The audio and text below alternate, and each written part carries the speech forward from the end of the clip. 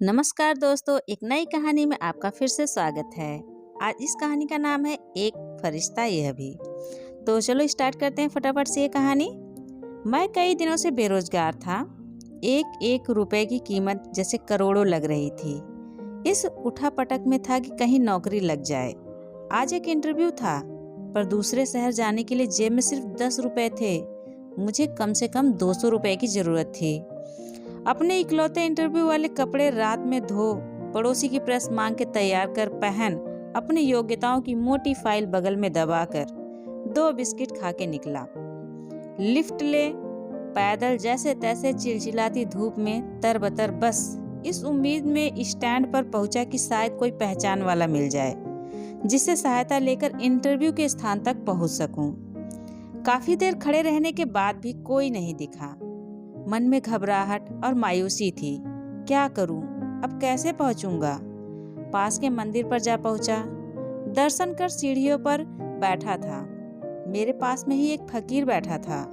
उसके कटोरे में मेरी जेब और बैंक अकाउंट से भी ज्यादा पैसे पड़े थे। मेरी नजरें और हालात समझ के बोला, कुछ मदद चाहिए क्या?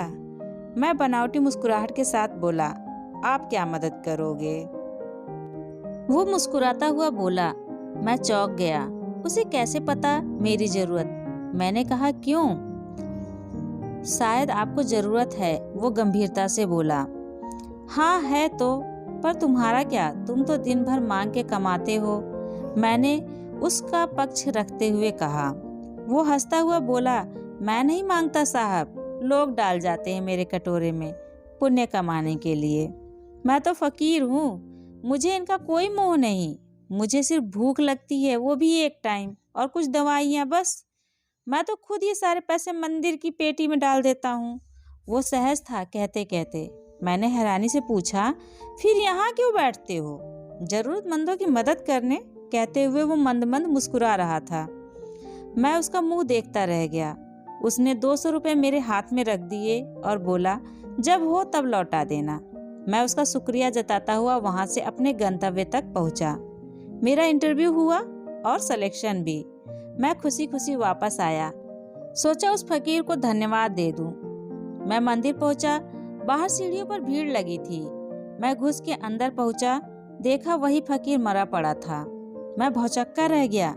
मैंने दूसरों से पूछा, यह कैसे हुआ? पता चला वो किसी बीमारी से परेशान था, सिर्फ दवाइयों पर जिंदा था।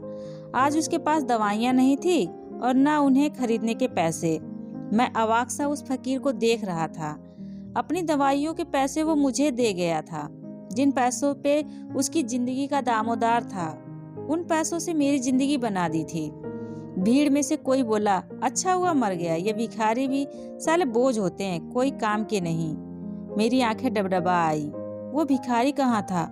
वो तो मेरे लिए भगवान ही था, नेकी का फरिश्ता, मेरा भगवान। मित्रों, हम में से कोई नहीं जानता कि भगवान कौन है और कहाँ है।